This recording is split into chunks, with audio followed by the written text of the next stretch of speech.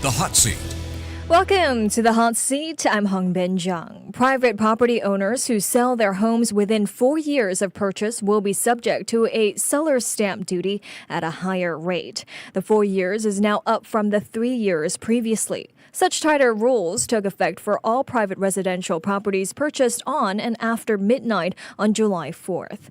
But the move, aimed at cooling speculation and curbing sub-sale activity, has sparked a fresh wave of debate across the property landscape. Supporters argue that it's a necessary step to stabilize the market, discouraging flipping and promoting long-term ownership. But critics warn that the policy may reduce liquidity, tighten resale supply, and unintentionally push prices even higher, making homes less accessible, especially for younger buyers.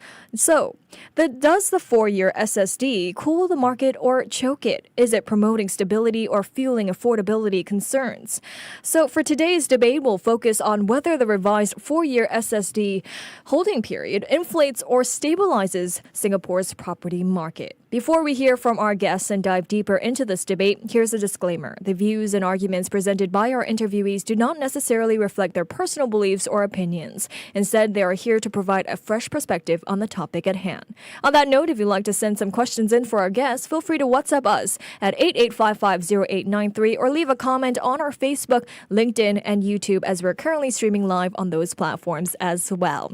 Now, without further ado, joining us today is Nicholas Mak, who's a Chief Research Officer at MOGUL SG, to share with us why the changes made will stabilize the property market here in Singapore. And we also have Stanley Wong, who is the Senior Associate District Director of Propnex, to tell us otherwise. Welcome to the show, both. Thank you so much for joining me today. Thank you for having us.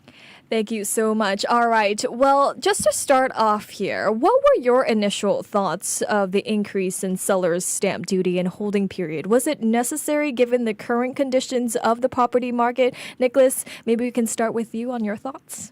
Well, I think it was a bit of a surprise, partly because the private homes price growth is slowing down. But then again, the government may be looking into the near future. That means they are doing something that's a bit preemptive. The reason is because the percentage of subsale, that means basically people buying and selling the property before it's completed, is gradually rising as a percentage of total sales. Take, for example, 9 months ago, it was about 4.2%. That means we're talking about 4.2% of all the private housing transactions were subsale. It has climbed up to about 4.5%. In the last quarter. So I think the government is expecting that, especially in the next 12 months, we could see more property launches that's coming up. It could lead to even higher number of sub-sales going forward. Okay. Well, Stanley, what were your thoughts? Well, the move isn't totally unexpected.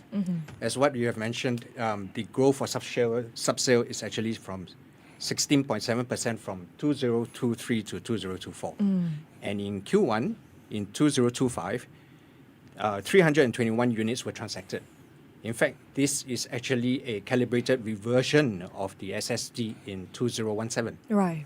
If you base primarily on the sub-sale transactions, I personally feel that it could be timely. Okay. Well, in theory, the 4-year SSD could see less speculative buying and fewer sub-sale transactions. With longer periods before you can flip a property for profit, more buyers will be in the owner-occupier category. That in turn may lead speculative buyers to drop out of the picture if they have to hold for longer. So, Stanley, since the SSD is designed to reduce short-term speculation, how exactly does it lead to price inflation rather than help stabilize the market? Thank you. In my opinion, by discouraging sellers and shrinking the supply of homes for sale, SSD may inadvertently prop up property prices, contrary to its intent of stabilizing effect. Basic economics dictates that when supply is constrained and demand stays constant, prices tend to rise. Indeed, Singapore saw its resale transaction volumes dip after SSD, yet overall prices indicates stayed resilient. Industry observers noted that when buyers have fewer choices in the resale market, their interest gets concentrated on whatever units are available or shifts to new launches. Okay. This might push up demand for private properties. In those segments, sustaining or even accelerating price increases. In short, SSD could the volume of sales, but might not necessarily the prices. But Nick, what if speculators can hold out for 4 years? If they can just wait out the 4-year period, are we really reducing speculation or just delaying it, possibly creating a future price hike? Well, I think that if I'm a speculator, I would hold out for 4 years under the new regime because what's one more year anyway? Especially for bigger condominium projects, they take a bit longer. Sometimes from the time that the show flat doors are open to the time that the buyer gets the key, it could be 4 years. And I think that's one of the strategies that some of the short-term investors are using. They are buying the units brand new from the show flat, from the developers at the show flat, and because they only need to put down a down payment and then it's progressive payment. They don't have to come up with the full price of the property. So it's a bit easier on the pockets. And then when the time that they get the keys, it's also the time when the SSD period is over. So they can sell it without any SSD and then repeat the same process again. So they can usually sell at the quite a handsome profit. And this actually encouraged some of these short-term investors to enter the market. When I don't think it will really, the longer SSD period, I don't think it will lead to a spike. If you may indulge me a bit, I did a bit of research. Okay. Now, over the 10 years period, over the past 10 years, on average, developers sold about 8,768 private homes. So let's say 8,700. They also sold about 1,800 over executive condominium, brand new ones. And the HDB launched about 18,300 over BTO flats. You put it all up, it comes to about 28,900 over homes. On average, also in Singapore, we see about 21,000 people getting married for the first time. Right. So we're talking about a family formation rate of about 21,000 people every year over the last 10 years on average. It tends to fluctuate between 20,000 and 22,000. So about 21,000 is right. Which means that if you take that 28,900 new homes sold every year, minus the 21,000 new families created, we have 7,800 excess homes that are bought by people who are not intending to live in it. That means it comes to about 27% of the new homes and HDB flats are bought. HDB flats, you have to live in it because of the 5-year MOP. But it means that a significant percentage, almost 1/4 of the homes sold are actually for investment. And some of them are short-term investment. I don't think you lead to a spike because of this huge number of homes that's been transacted in the market, including, we're not even talking about secondary market, resale market yet, but just in the primary market alone. So yes, a significant proportion are bought for investment, and the government needs to watch that. Right. Well, speaking of which, the new SSD is made to discourage short-term resales, especially sub-sales of new launches, significantly reducing available supply in the near term. Data show that sub-saling flipping saw a significant increase from 178 units in 2020 to 1,306 in 2024. So, Stanley, if the SSD clearly reduce sub-sale activity, how can it be blamed for, inflating prices rather than stabilizing the market and protecting home buyers from speculation-driven surges? Well, in my opinion, while SSD might reduce short-term flipping, but it might not fix the roots of the imbalance between supply and demand. Okay. SSD decreases supply because owners would naturally want to sell. Especially those upgrading, downgrading, or needing to move for work. They will just hold back just to avoid paying the penalty. Fewer resale listings equal tighter market. Buyers forced to bid higher for limited auctions. So ironically, one might say SSD penalty blocks healthy market turnover, leaving prices higher than they would be in a freer market. Well, given the policy targets sub-sale transactions heavily, Nick, does it risk reducing investor participation and potentially leading to market stagnation? Not really. Okay. Based on what I said earlier, about 27% of the new homes sold by the private and public sectors are actually bought by investors.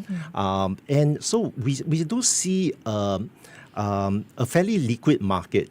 And furthermore, the SSD, among, if you can broadly classify the different types of cooling measures, additional buyer stamp duty, the total debt servicing ratio, loan restrictions, the various types, like for example, loan to value ratio, and the SSD. The SSD is actually the weakest of the four.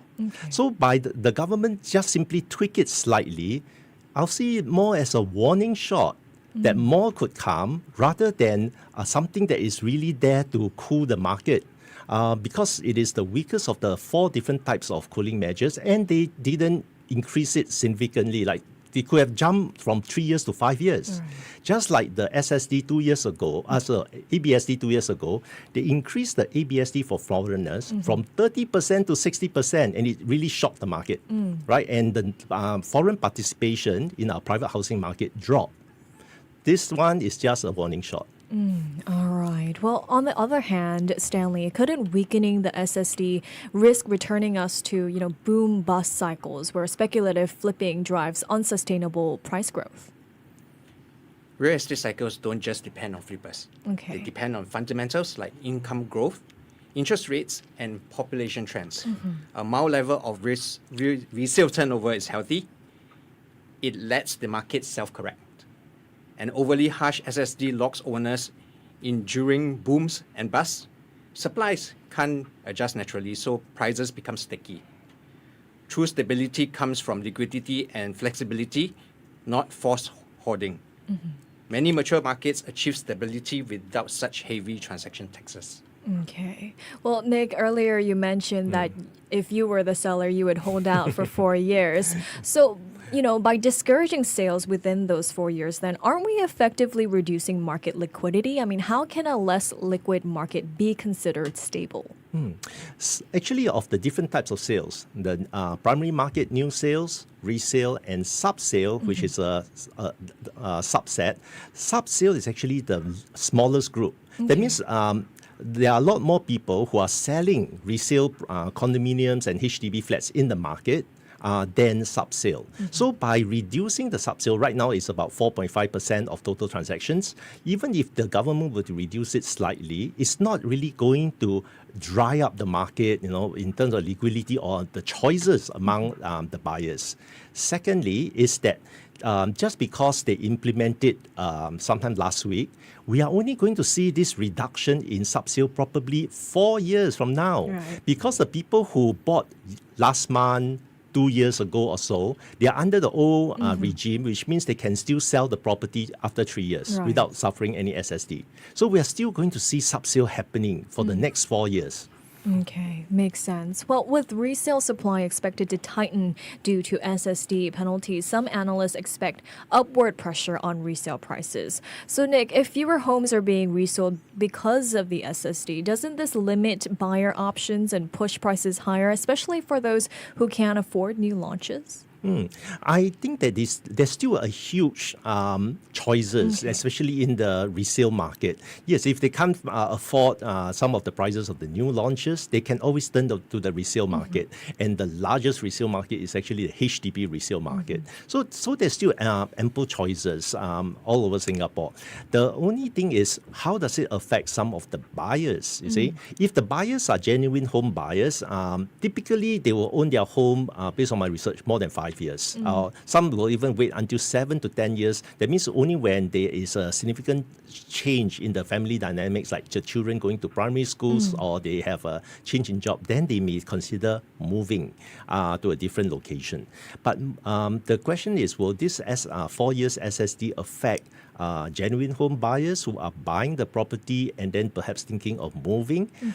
I think it's a small number. Perhaps a small number might be affected. Then I guess that they will have to weigh their options, or perhaps they can appeal to see, perhaps for real genuine, they may have to migrate or something like that. They may have to appeal for an exemption. Right. Well, ultimately, the SSD aims to promote long-term ownership and reduce property churn. So, Stanley, if the SSD encourages people to, stay longer in their homes, isn't that a healthier behavior for long-term market stability rather than encouraging quick flips? In theory, yes, but in practice, it's artificial. Okay. From the ground sensing, people they need to move within 3 to 4 years, like job relocations, family needs, or personal circumstances. SSD might hold them to the property even when it's not the best choice. So real housing needs don't match real transactions. This creates pent-up supply, which is dumped back after the lock-in period, adding sudden jolts instead of a steady turnover. Stability means people can buy and sell when they need to, not because they are bound by a penalty. All right. Well, some great insights from both of you. So to wrap up our discussion here, looking beyond short-term price movements and market mechanics, how do you believe the 4-year SSD ultimately affects Singaporeans' ability to own a home? And what is the bigger social impact of this policy? Maybe, Nick, we can start with you. Well, hopefully this policy will be able to slow down the rate of price growth especially in the private housing market, so that homes can be more affordable for local residents. All right. And Stanley? Can I have your question again? Right. Looking beyond short-term price movements and market mechanics, how do you believe the 4-year SSD ultimately affects Singaporeans' ability to own a home? And what is the bigger social impact of this policy? I think for the social impact, it really doesn't affect a lot because, like what Nicholas has said, it's only a small numbers. So overall, this is just a short warning. I think what follows next, it depends on what's coming up and how is the resale transactions coming up after this. All right. I guess we'll just have to wait and see and whether or not this 4-year holding period will stabilize or inflate the property market. Thank you so much both for joining me today. Thank you for It's our having us. pleasure. Thank you. We've been speaking to Nicholas Mak, who's a Chief Research Officer at MOGUL SG, and Stanley Wong, who's a Senior Associate Director at Propnex. Thank you to all those who tuned in on our social media platforms and on air as well. Tune in again next week for another Hot Seat. I've been your host, Hongbin Jeong. This is Money FM 89.3, Singapore's first and only business and personal finance station.